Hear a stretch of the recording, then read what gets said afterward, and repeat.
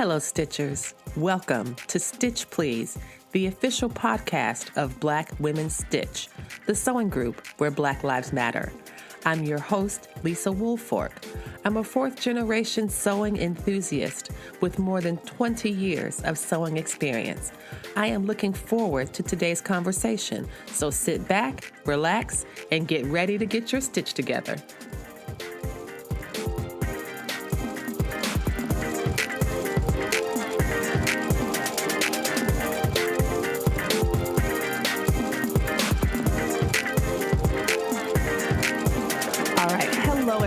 And welcome to the Stitch Please podcast, the official podcast of Black Women Stitch. I am so happy to be able to talk with Nikki Griffith today. She is, I'm trying to summarize in one word what Nikki is, and I think the only word I can think of is dynamo. And a dynamo is someone who can do all things, it seems, equally well. She is an organizer. She is a sewist. She is a teacher. She is an expert sewist. And I am so glad to have her on the program today to talk about so many of the wonderful things that she is doing. And because I think there's a great lesson for all of us in Nikki's story and in all the work that she is continuing to do. So welcome, Nikki. Thanks for being here. Thank you, Lisa. Dynamo. Man, I'll have to live up to that, even in conversation. I mean, you already are. You are. That's why I said it. So let's talk a bit about, so we know Nikki, I was first introduced to Nikki through Atlanta Sewing Style on Instagram, and this wonderful program that she has created. But I want to circle back, way back to the beginning, to talk a bit more about your sewing background. How did you get started? How long have you been sewing? And what are some of the favorite things you like to sew? So let's start with the very beginning. How did you learn to sew? And when did you know that you loved it? Okay. Granny taught me all the needles when I was 8. I used to spend summers with her, and she had an old Singer sewing machine. And the young woman up the street, if I was 8, maybe she was 16, she was sewing, and I would go and look, and she had a sewing machine set up in the middle of the living room. And just all summer, I kept begging Granny, teach me how to sew, teach me how to sew. You have a sewing machine, don't you? And she said hers was broken. She taught me all the needles over maybe 2 years, sewing, crochet, knitting, and embroidery. And for a lot of years, crochet and sewing stuck. Then I picked up embroidery just a couple of years ago, and I love it. So that's how I got started. And I went from taking my jeans apart, in high school and putting them back together in skirts, taking my mom's old clothes. And this was all by hand. My goodness. Yeah, it was all by hand. I kept asking for a sewing machine, but I knew we couldn't afford one. And then we left Ohio and moved to Atlanta. And that first Christmas, I got a sewing machine. I was 13. Oh, my goodness. Yeah. So the seeds of Atlanta Sewing Style were planted when you were 13. Well, they were planted before that. They were planted when you were 8, but you weren't living in Atlanta at the time. Right. And then you got it to Atlanta. You got a sewing machine, and it's kind of like the rest is history. So that's very impressive. Absolutely. Yeah, it's been fun.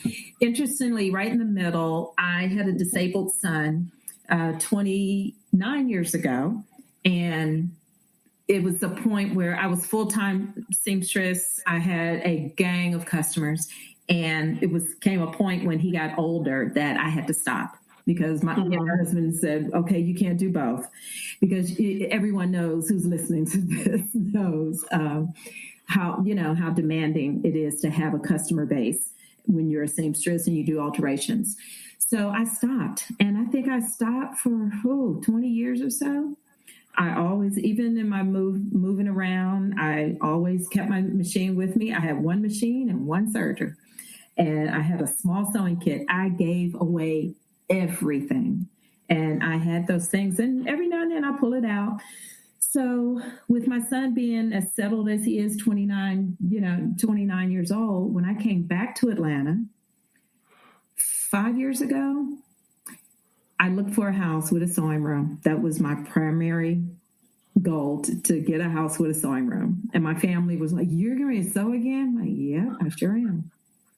That's amazing to me that you, like, in order to kind of concentrate on your family and to kind of meet some family needs, you said, okay, I'm not going to be able to do both, because you weren't just sewing for pleasure when you were, what you're speaking about earlier, you were sewing as a business. Yeah. So you're right. I mean, that for folks who, like myself, I don't have clients, I don't have customers, I do not want to be bothered. But I can only imagine that having, the alterations and the fitting, that this is, it's time consuming work. It can be physically demanding. All of the changes that need to happen as you move a garment from one stage to the next, that can be a lot to do, in addition to a family situation that's also demanding. Mm-hmm. So I can't believe you gave away everything. You're just like, you know what, just all of it, just set to go. Did you feel like you had to drop it all to avoid the temptation of sinking back into it? Well, yeah. And then it didn't help that my husband was like looking at me tapping his foot, right? And because I had to stay home with the baby, our baby was medically fragile as well as disabled. So I had to stay home, and he knew how demanding it was because he knew how to cut patterns. He knew how to hem by hand. He knew every process. He knew how to help me roll out satin for prom dresses. So he knew how demanding it was, and we just agreed. And I did. I gave away everything, even the customers, because I worked for an alterations studio here in Atlanta, and I worked with an extremely masterful tailor. And I loved it. The trade-off was, I'll help your customers with their dresses if you teach me tailoring. And he did. And it was a great experience. But I'm glad I got all that before I stopped. And it was just an amazing experience up until that point, but even more amazing when I started again, because like you were teeing up in your intro, the things that have changed since then. Oh my God. I mean, and the fact that you had this basic foundational knowledge that was supplemented by tailoring knowledge, and then you took a pause. And now it's been 5 years and you are back into the thick of things. You are sewing like nobody's business. I'm going to ask you about one of your favorite projects, but before I do, I have to tell you about one of my favorite projects of yours that you have made. And I have a friend, and we were preparing to go to DC Frocktails, and there was some kind of blazer challenge, and my friend wanted to make a blazer to wear to DC Frocktails. And I was like, nah, sis, this is Frocktails. This is not some business expo. Why are you going to wear a blazer to Frocktails? I'm going to pick at you my own self. What is going on? And then I saw your blazer that was made out of sequins. And I was like, okay, now I got to shut up because this is a badass blazer. and someone who made this could totally wear this to Frocktails because it's gorgeous. And you really made me eat my words. So that blazer, and did it also have pants? Was it a pantsuit as well? It was. Oh my gosh. It is incredible. Oh my gosh. And I was like, the first thing I thought was, okay, now I have to go apologize to my friend and let her know that this is a possibility, that you could wear a blazer as formal wear and it could be amazing. And then the second thing I kept thinking was my poor eye, because I keep imagining like sewing those sequins and one of them hit the needle and fly off and hit me in the face. So I was thinking about the hazards of that project, but it turned out so beautifully. So that's one of my favorite sews that you have made. What's one of yours? I do share that. I got so much response from that make. I have, and it's not like I had never worked with sequins before. But I had never really, like you said, put my tailoring knowledge along with, the bling, the fantasy of it all. So I knew I wanted to make something sequin because I had treated myself to some fabric, and I went to Fine Fabric here in Atlanta and bought a bunch of sequins. So, okay, I don't know what I'm going to make, but I'm going to make something really fabulous. And I bought enough. And I have a pant design that I make over and over again. And the pants were my first idea. And I made the pants. So I would love to wear, some sequin pants. And after that, after I felt so at ease working with that particular sequin, I thought they were soft enough and it was fabulous enough. And it was December that I said, okay, this will be an amazing New Year's Eve outfit. And I knew I was going out. And so I decided to make the jacket. And yeah, it was I love it. That is one of my favorites. And I think as a category, you will always find me making a coat. There's always a coat on my, in the queue. There may be even one on the table that I go back to because I'm really slow sewing it. But you will always find me making a coat. I have a trench coat that I made in 1988. A bold pattern. And because I worked at Cloth World back then.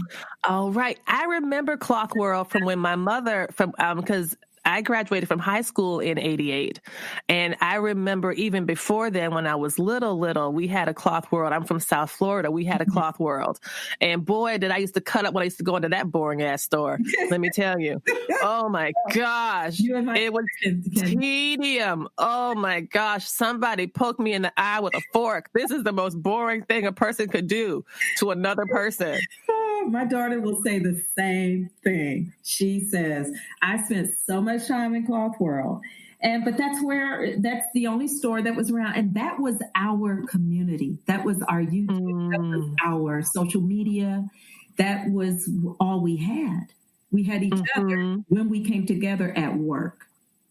Right.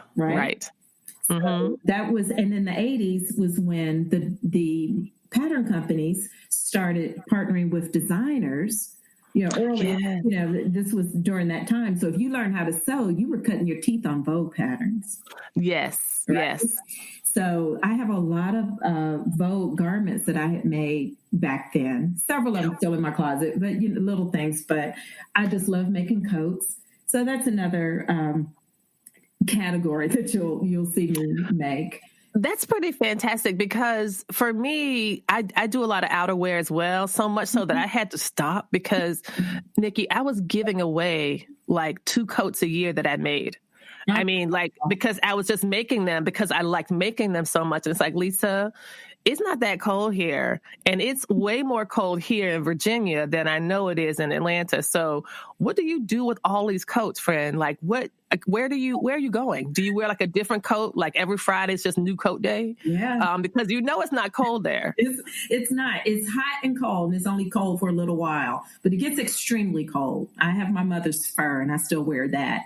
But I have, and when I say coat, it's an outer piece, but it may be a cardigan, it may be a lightweight this, it may be a heavy this or that. But yeah, I'll give them away. I do the same thing. I'll just give them away. Here's a coat. I may give it to my daughter, may give it to a friend.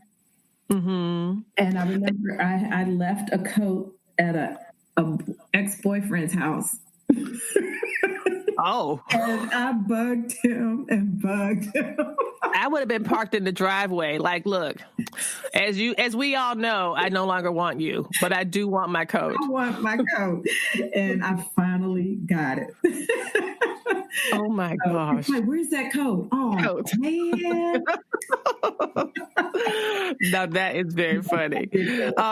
So I want to just transition really quickly to talk about something else you've been making a lot of that is not outerwear. For those listening, we are recording in April 2020, which is for us now the age of the coronavirus and a lot of measures of quarantining and a global pandemic. Hopefully, when people listen to this episode in 2021, this will be a thing of the past. But for where we are now, to mark our current moment, we are in an age where maybe 3 weeks ago, the CDC, the Center for Disease Control, has issued a recommendation that everybody wear face masks in order to protect themselves from the virus. I could go on, and I will not, about how face masks are actually ineffective. However, they are necessary for medical professionals and to supplement the personal protective equipment that they are given in their clinical settings. And Nikki has done an absolutely tremendous job of these masks. I think that if you could think about two people on the total opposite spectrum of mask making, it would be her and me. Because me, Lisa, does not like sewing masks. I find it joyless sewing. I find the whole problematic stuff about the social issues involved, the failed capitalism, the medical establishment that is choosing not to protect its workers, blah, blah, blah. But this is not my interview. This is Nikki's interview, and she is on the complete and opposite end of the spectrum from me on this question. So I want to just give you the opportunity to shock people by telling them how many masks you have made and or contributed to making in the Atlanta area. And that's through the larger group sewing masks for area hospitals that you're working with. Right. So what was that number at the, what's the current number for what you've been doing? The current number for the group, Sewing Mask Area Hospitals, is right at 25,000. Contributed to area hospitals. And everyone that first started making masks, they did it because their friend, a nurse or a doctor, asked for their help. And it sounded like this: "You sew, don't you?" Yes. That's how it's like, it sounded. What is sewing? No. What is sewing? I don't know what that is. So that's how the mask wave started. Yes, it was. It started helping doctors and nurses, and then it went into response to the CDC's recommendation. Okay, and the U.S. thinks they had a shortage of people in their workforce of people that sew. See, this is my little soapbox on it. We've been making masks for 6 weeks. I started, and I feel because of my leadership in my community, the sewing community that is, I have to be an example, share, and help cut through the noise. Because in the very beginning, that's all it was. We got to make masks. We got to make masks. We got to make masks. Social media groups were just popping up like crazy. And I couldn't mobilize myself until I could cut through the clutter and have some intention about it. So that was my approach.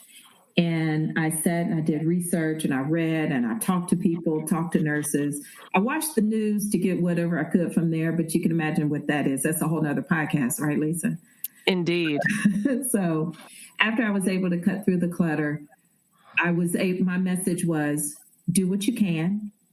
You have 100% cotton and you have a sewing machine. Find out where you can drop these masks off if you make a group. If you want to make them for your family and friends, go for it. But do what you can because you do have this talent. And that's the thing. The people that sew, no, we weren't a part of any workforce. The bulk of us do it because we enjoy it. It's an ancestral craft. And now the USC is like, wow, that's where the workers are in the U.S. We've been giving our work to China and Mexico. So anyway, we don't have to get on that. I think personally, I've sewn about 2,000 masks. Oh my gosh. Personally. Oh my gosh. Over the weeks, right? That is so impressive. And, part of me thinks most of me thinks that's amazing. This whole group has made 25,000 masks and you have personally made 2,000. And I was like, why couldn't she make 2015 and make the ones for my family? So I have to make them because, she's way more cheerful about it than I was. And even though I don't want to, and I don't love doing it or even enjoy doing it very much, I am still making them. I made 2 for, an elderly neighbor who called me in a panic. Yes, a few days ago. And it's like, well, how do you say no to the elderly neighbor who calls you in a panic? Right. Exactly. It's like, fine, or my cousin, who works for the UN and has 2 little kids. And I'm like, Of course. Yes. Yes. You know what I mean? Like these little tiny things are things that I can do. And that, like you said, I love this phrase you used though, ancestral craft. I absolutely love that. That is so beautiful. And to kind of think about transforming that into something for the public good does feel good. Mm-hmm. That absolutely does feel good. Even though there's a lot of other issues and tensions and feelings that's wrapped up in it. Right. And so, yeah, that's wonderful. So I want to take a quick break. And when we come back, we're going to talk about Atlanta Sewing Style. I love that project. I am so excited by it. And you've done such great work. So stay tuned, everybody, and we'll be back in a bit.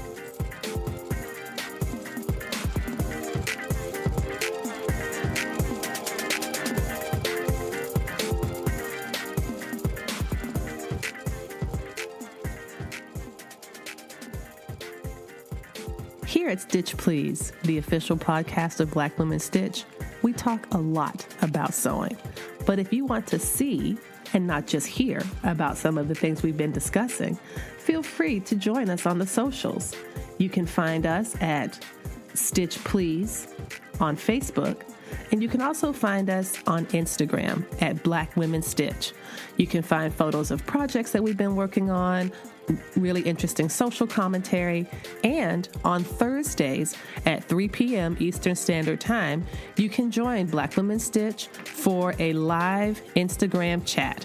Again, that's every Thursday at 3 p.m. So find us on the socials, follow up with us. We are happy to hear your direct messages. You can reach out to us at the Black Women Stitch page on Instagram, and we'll help you get your stitch together.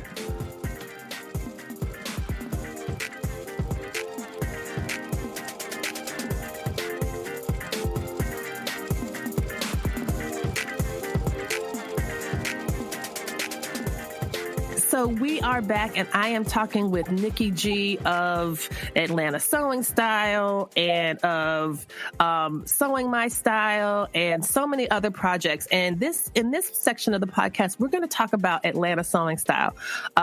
Like I said, this was one of the first introductions that I had to Nikki on Instagram, was this gorgeous photo shoot of all these women in these absolutely beautiful outfits. And so can you talk a bit about Atlanta Sewing Style, what made you start it, and what makes Atlanta such a unique location for people to have a sewing style or style in general? Yeah, this is the coolest thing that exists in Atlanta, in this community. Before I was a sewist, or before I am a seamstress, sewist, whatever our word is, I love entertaining people.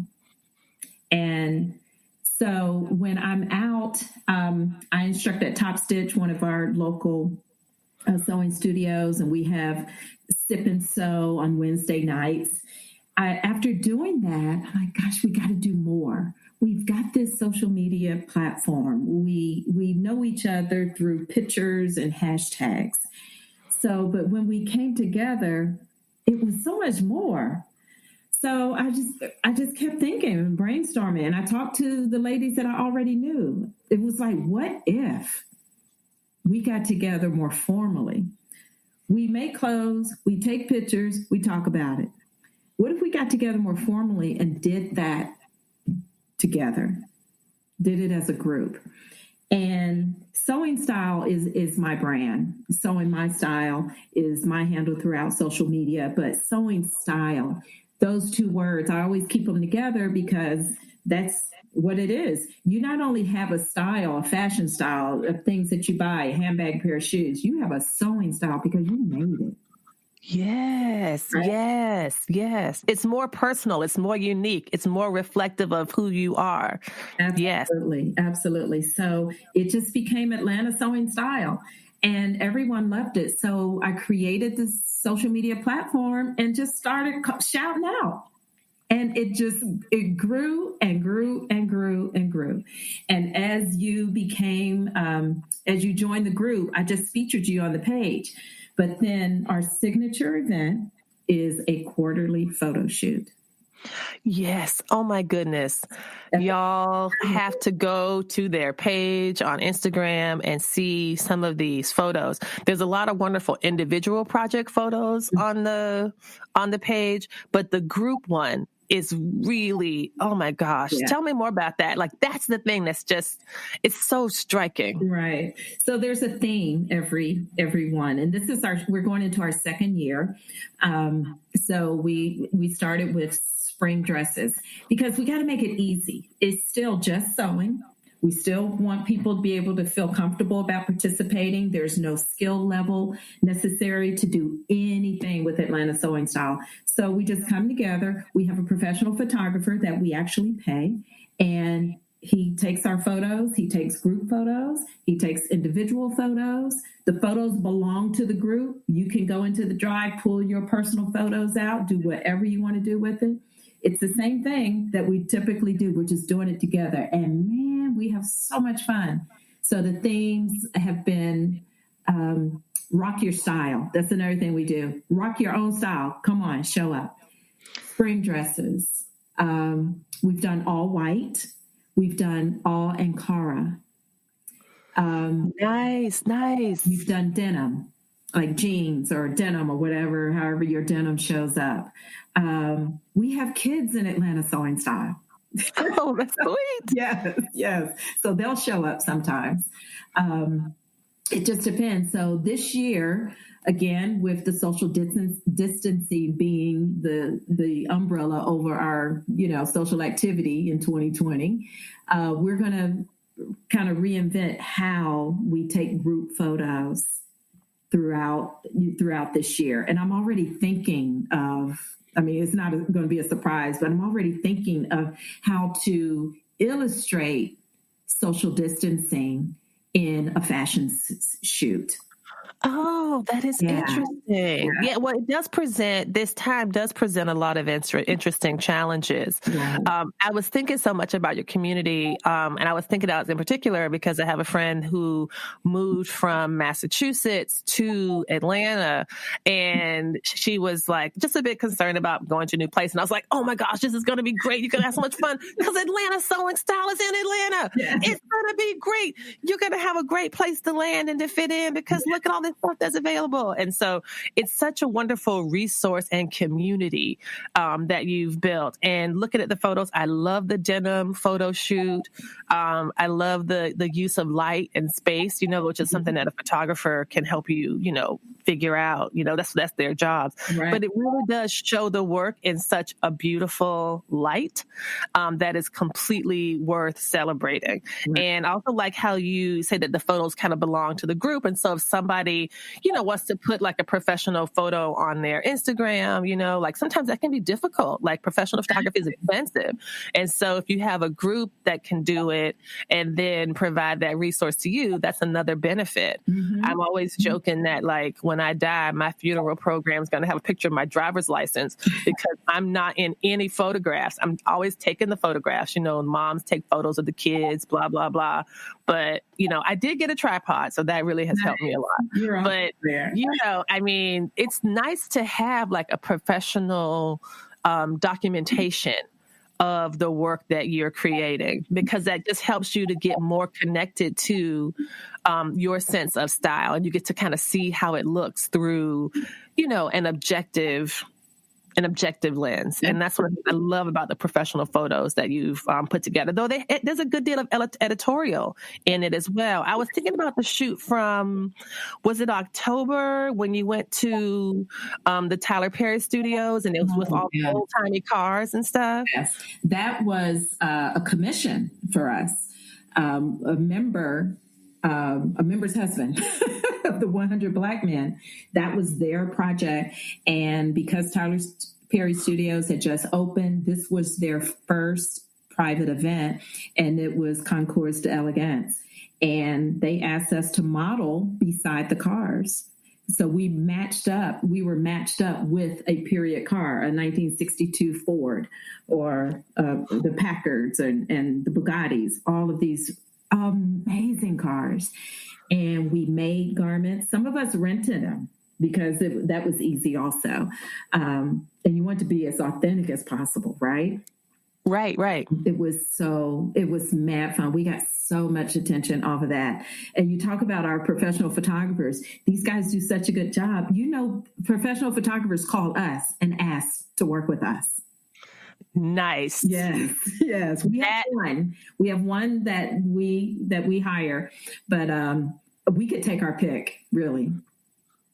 Well, of course. I mean, have you seen you? I mean, as it should be, as we all aspire. So that's really wonderful. And something that I do think, again, about the project is that Atlanta Sewing Style is also involved in so many other things. That, I know you said that you had a few people who were like making masks, but there's other types of things that Atlanta Sewing Style does. Do you want to share a little bit about that? I think Project Sew, there's a branch of the Project Sew, which is from That Sew Monica and originated in Texas. And so she kind of expanded. And I think one of the first cities that she expanded to was Atlanta. And was that because of the connection to Atlanta Sewing Style, that she could know that there was a place that would be a good landing spot for that project? Absolutely. Monica and it all started because Monica and I were friends. We had become friends through social media, and just me participating in her online platforms and her being a fan of mine, we just connected. So when she talked about, Project Sew expanding, we were always just brainstorming. And so we started Project Sew in Atlanta. She came, launched it, and again, just looking at the brand and making sure it was copied from Dallas to Atlanta. It is mad fun. It's one of the events that Atlanta Sewing Style hosts. And that way we get new people. Because very beginner, someone who's never heard of Atlanta Sewing Style, they'll see Project Sew come sew all day from 9 to 4. And so that's one of the things. And I do want to mention, after that, we now have Dallas Sewing Style and Philly Sewing Style. Hey, nice. And Cola Sewing Style. That's Columbia, Lexington, South Carolina. So the Sewing Style brand will continue to grow as well. That is amazing because it's such a great model. It really is. Now I'm just like, who could I get to be in my Charlottesville Sewing Style? It's just going to be me. Yeah. No. We are not nearly as cool as Atlanta and Philadelphia and Dallas. It's so small. Oh, you know what, Lisa? The Sewing Style community, the brand, it's one of those things you build it and they do come. I suppose, but yeah, I got enough on my plate. I'll let somebody else do that. I'll let somebody, my mother always used to tell me, she always tells me, Lisa, you don't have to do all the work. You should let some other people do some of the work. So hopefully there's some Charlottesville people listening to this podcast right now who are going to be so inspired that they are going to host. They're going to contact you about connecting to create Charlottesville Sewing Style. All I want is to show up for the photo shoots and to get professional pictures. That's all I want, so I'm just going to be straight mercenary about it. Yes, I will support your community insofar as I can get some pictures. Yeah. And so, but I think that's fantastic. Oh my gosh. And another thing that I really loved about what you did as well, you were so responsive to our current age that didn't you all do a Project Sew online? Did you do a virtual one? I forgot what you called. Was it called something different or just like a subtitle or something? No, it was Project Sew in the Zoom sewing room.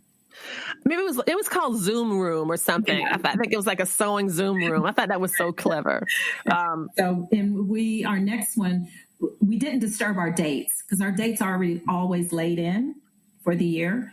And we do Project Sew anyway in the Zoom sewing room. So our next one is this Saturday. Yeah, it's this Saturday. This is May 2nd. Right, May 2nd, 2020. Oh, my gosh. Can you believe it's almost May? I do not know how time works anymore. You know what scared me even more, Lisa? What's that? Mother's Day. Oh, that's not Sunday, is it? No, not this Sunday. It's the next Sunday. Oh, my gosh. I better. Oh my gosh. Okay. Yes. Time's a wasting. So, oh my goodness.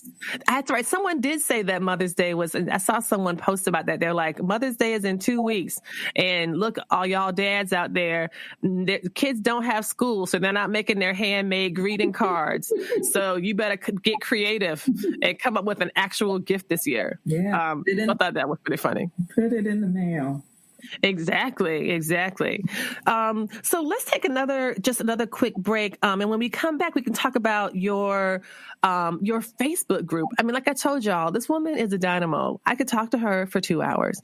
But we are going to talk at our next break about some of the in-person sewing teaching that you do, and how that has been translated to Facebook. So stay tuned, everybody.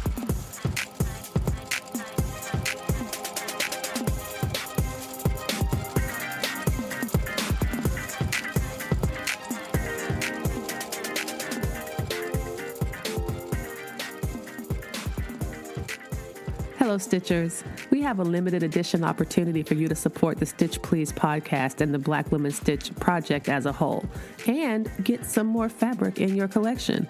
These are mystery fabric boxes of fabrics that have been divided into woven and knit. There's boxes that are stuffed with black and white fabrics. There's boxes of chevron fabrics. There's boxes of fabrics called, I think, Adventure or Nature or something like that. And these are completely full of fabrics. These are medium flat rate USPS boxes that can be sent directly to you for $30, and that shipping is included. So if you're interested in building your stash or taking a chance on some really cool fabrics, let me know. You can DM me on Instagram at Black Women Stitch, or you can send me an email at blackwomenstitch@gmail.com, and we will send you a mystery box of very cool fabrics, $30, shipping and insurance included. And that'll help you get your stitch together too. Thanks.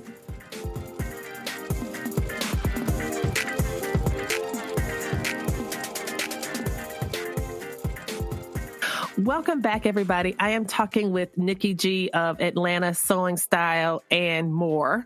And I wanted to talk to you about some of the in-person teaching sewing instruction that you give. As I was saying before, I have a friend that moved down to Atlanta, and she took for her birthday present was to make a sloper with you. So can you talk about what a sloper is, what the benefits of having one made just for your personal body, how those are beneficial, and how you got started on that as a form of teaching? Yeah, thank you. So I'm an instructor at Top Stitch Studio, and we teach everything from beginner to advanced lessons. I also teach privately myself for my own brand. And when you visit my website, you see the classes that I offer, and they're all private. The classes that I offer on my site are all private, and I did private lessons at Top Stitch. Unfortunately, we're going to have to reinvent all of that, particularly at Top Stitch, because it's a public space, it's a retail shop, and there's a bunch of people. We have anywhere from 6 to 10 people in a class, and teaching sewing is a very near experience. So yeah. And teaching, I'll highlight the sloper. And back to when I first got started, and I stopped sewing, then I started sewing again. I didn't. The YouTube was like, bam! It just hit me in the face. I'm like, wow, look at the sewing community. And I knew me starting again would be easy. So okay, all I gotta do is jump on this train, because it was moving fast. And just as I got into the community and knowing what people are wanting and everything, it was all about, how do I make my own pattern? Because fit is just next to impossible with commercial patterns. Our bodies are all different. So that's right. I tried my hand at all of the YouTube tutorials about how to make they were all different, and none of them worked. And then I said, well, I need to get my own instructor. which is always, continuing education is always valuable. So absolutely. My lifelong instructor now is Kenneth King out of New York, a professor at FIT, and he is a delightful individual. And he's pretty cool. I took a bag making class with him years and years ago. Oh, wow. Yes. He's still teaching bags because he designed his own sewing bag kit thing. So I took a couple of classes with him, and he now teaches me as an instructor because he knows what my goals are. And basically, Lisa, what it is teaching you how to make your own pattern. We take your actual measurements and create a muslin garment out of it, from the shoulders all the way down to the hip. It zips up the back, and they are your exact body measurements. And that's what's called a moulage. It's the French word for mold. So we're actually taking your actual body measurements and making this molded piece of fabric onto your body, because they are your exact measurements, no matter how many curves you have, no matter how small your arms are, your shoulder, your waist, whatever. Regardless of what your body looks like, you can make an actual pattern of your body. And then we take it and we create the common word is sloper. It's a bodice block. It's your actual bodice pattern. And it goes all the way down to the hip, because at that point of the waist all the way down, that's a skirt. Right. So, that's right. Yeah. Oh, that's awesome. Yeah.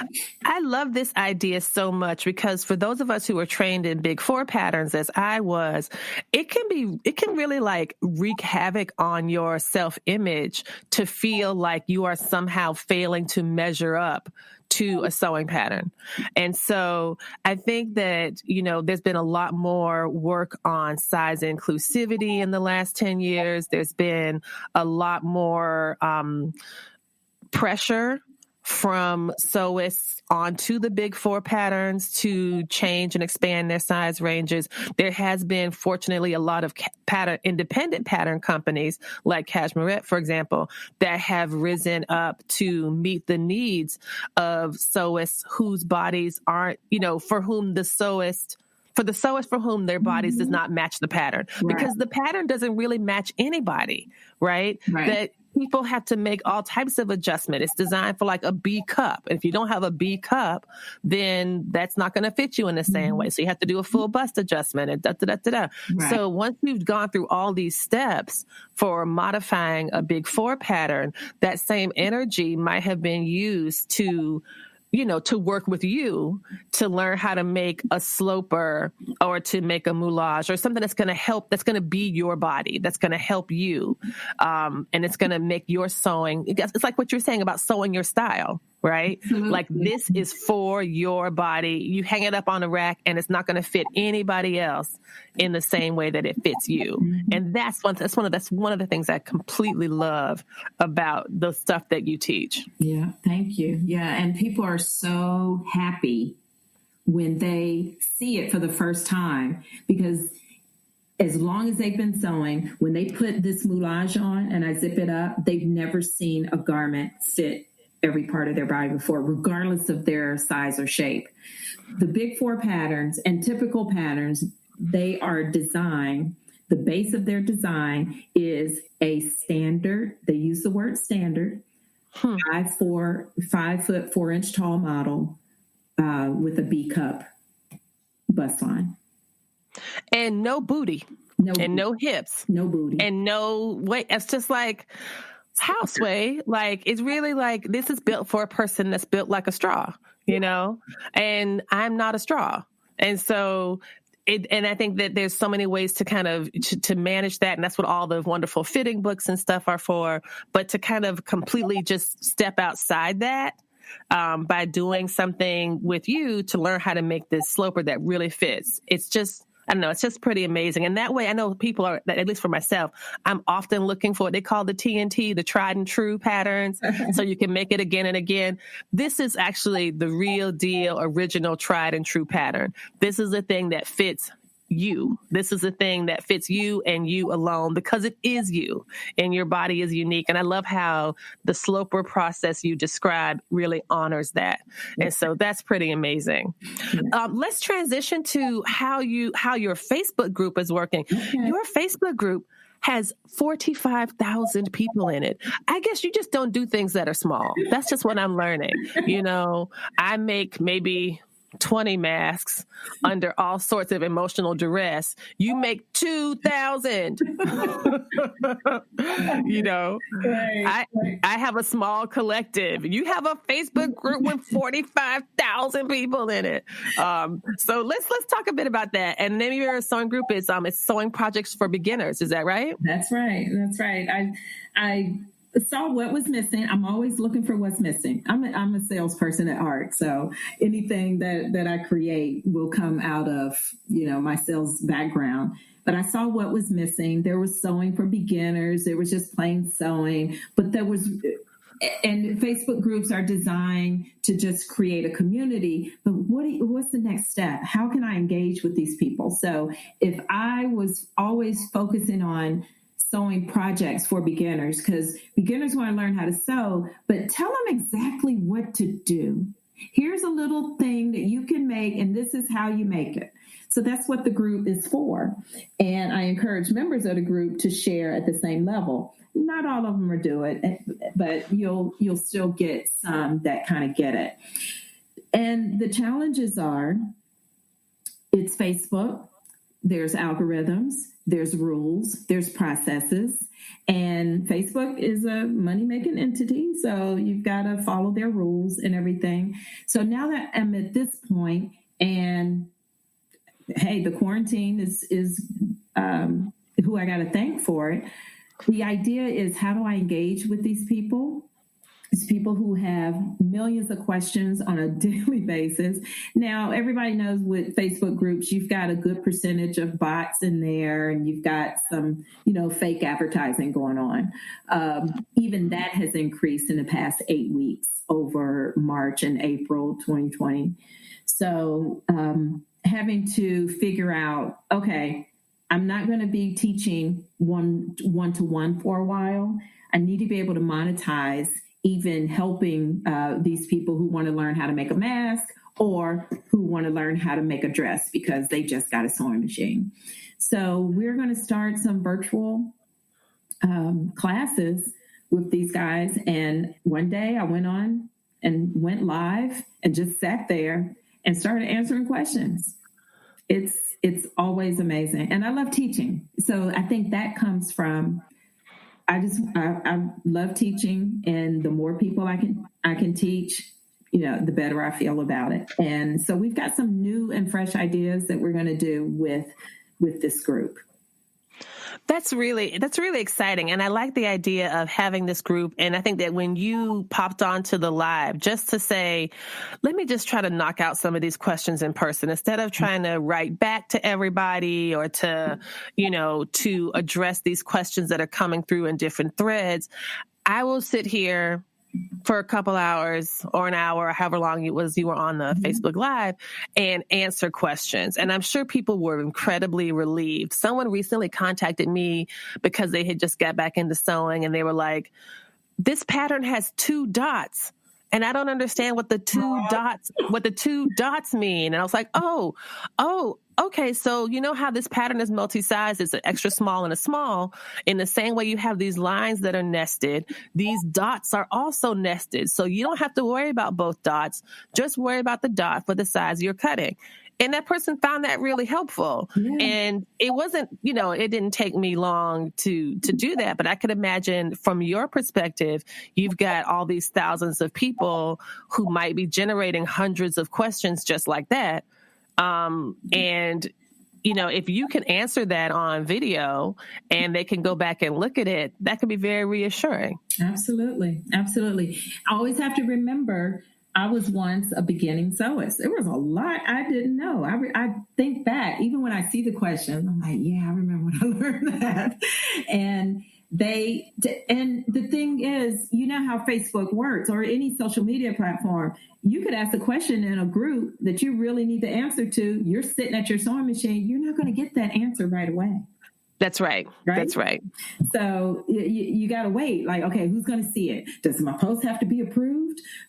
Is the right person going to answer it? And I only have 45 minutes left to sew this doggone thing. Exactly.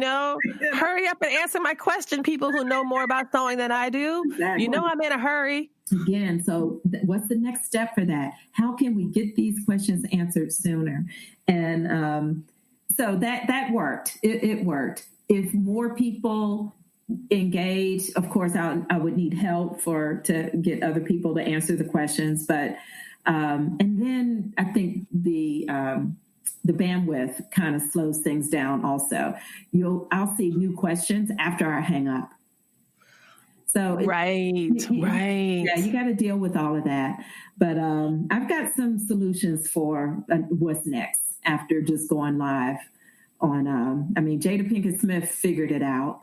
I figure I can figure it out. Yeah, and I think it's great, and that through you, like in the same way that she figured it out, and you are figuring it out. This is helpful for other people to figure things out too. Right. And so I think that you're being a teacher and a model. So that's fantastic. Mm-hmm. So tell us about the Facebook Live sewing. Like, what is that going to be about? I'm excited. I hear it's going to be starting tomorrow. Yeah. Like, what? Right. Say more, please. Okay, so. Well, you know this, Lisa. It probably happens to you also when you're in the middle of the night, the answer comes to you. This was that. And what if I could hang out in a sewing room online and get all my questions answered while I'm sewing? What if I could engage with people live in that moment and sew, listen to others, have a drink, have a cocktail? That's right. Because we've been doing that anyway. All of March and April, we have been getting together, sewing, and hanging out with each other. Mm-hmm. So Sewing Lessons Live is just that. Weekly, we are going to open up. And you know what? Let me not say weekly. Let me take that back. Regularly, the sewing... Smart. Yeah, the live sewing room is going to open for you to just come in and hang. You can get your questions answered. You can get guidance. Every now and then we'll have a project that we're all working on. So maybe at the beginning of the month, say, okay, we're going to work on this project. It may take 2 weeks. It may take 3 weeks. It may take the whole month, just depending on who's working on what. But regardless of any project, you can always pop in, get your questions answered. Hey, I'm working on something and I knew, you guys were here. Can anybody help me with this? We're going to start that tomorrow, the 30th. We are exclusive for the Facebook group. And then the big announcement is we are going to open the Sewing Lessons Live for the public. And it's free. And you can come in anytime. I'll put it on a calendar, and the Facebook page will show the dates. And if we work on something specific, we'll put that there. But it's for anyone and everyone, but mainly beginner sewists, because we'll keep the conversation at that level. And if we work on any projects, there'll be projects that beginners can really just get started in. That's really fantastic. It's a really generous opportunity. And it's kind of taking some of your individual personal sewing instruction to a larger, even global level. Because I'm pretty sure you have people in the group that are from all over the world. And that's one of the reasons that you probably get questions in the middle of the night, because someone is, maybe writing in from, somewhere in Nigeria or somewhere in Turkey or something like, some people are writing from all over in so many different time zones. And so that's pretty great to think about how you can meet those needs and meet those questions. That's really exciting. So it's going to start tomorrow, which is Thursday. So if you all are in in Nikki's group, which is called Sewing Projects for Beginners, you will have access to these and there'll be lots of information there. And if you are not in that group, why are you not? You could sign up. Or you could just wait a week. And then next week, it'll be available for everybody to pop in. So I think that's really great. Well, Nikki, this has been so wonderful to talk with you. So before we go, can you just tell us where we can find you on social media? I know you have probably an entire paragraph of places where people can find you. Well, start with my website because that's where, everything about me is. And you can get to know everything. And all of the brand is Sewing My Style. So Instagram is Sewing My Style. I also have the Atlanta Sewing Style page is on Instagram, Atlanta Sewing Style. And I have another Instagram page, Sewing for Beginners. Obviously, it plays into my instruction. On Facebook, it's the same. Sewing My Style is my personal page, and Atlanta Sewing Style has a page. And then the Facebook group, Sewing Lessons Live is the page, and then Sewing Projects for Beginners. That's it. I'm on Twitter, not that active, so nothing's really there. But you can find everything on my website, sewingmystyle.com. And I've been talking with Nikki G of Sewing My Style and Atlanta Sewing Style, and soon Facebook Live sewing lessons. There's so much she's doing. Thank you so much for being with us today, Nikki. We are so appreciative. Thank you, Lisa. This is wonderful. I've always listened to your podcast, never even had a thought that maybe I would be on it one day, but I feel so privileged, and this was fun. You're fun. It's awesome, right? We had a good time. Thank you. All right. Thank you. Thank you for joining us for this week's episode of the Stitch Please podcast, the official podcast of Black Women Stitch, the sewing group where Black Lives Matter. There are a variety of ways that you can support the program, and you're doing it right now. By listening to the podcast, it does help us grow. Another way to do that is to rate the podcast, review it, subscribe to it. All of these things are ways that you can support the podcast without having to spend any money at all.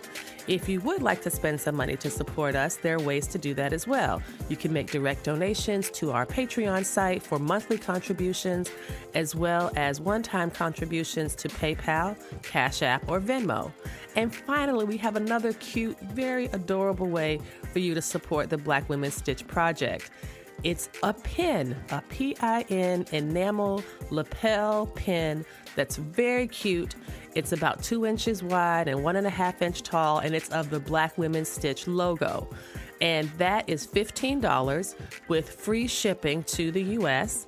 And so if you drop $15 in the PayPal, Venmo, or Cash App accounts, and then send me your if you send me your mailing address to my email, either at blackwomenstitch@gmail.com, or you send me a direct message on the Black Women Stitch Instagram page, we will put the pin in the mail to you. Again, free shipping, $15 for the pin, and all of this goes to support the Black Women Stitch Project. Thank you again for joining us this week. Come back next week and we will help you get your stitch together.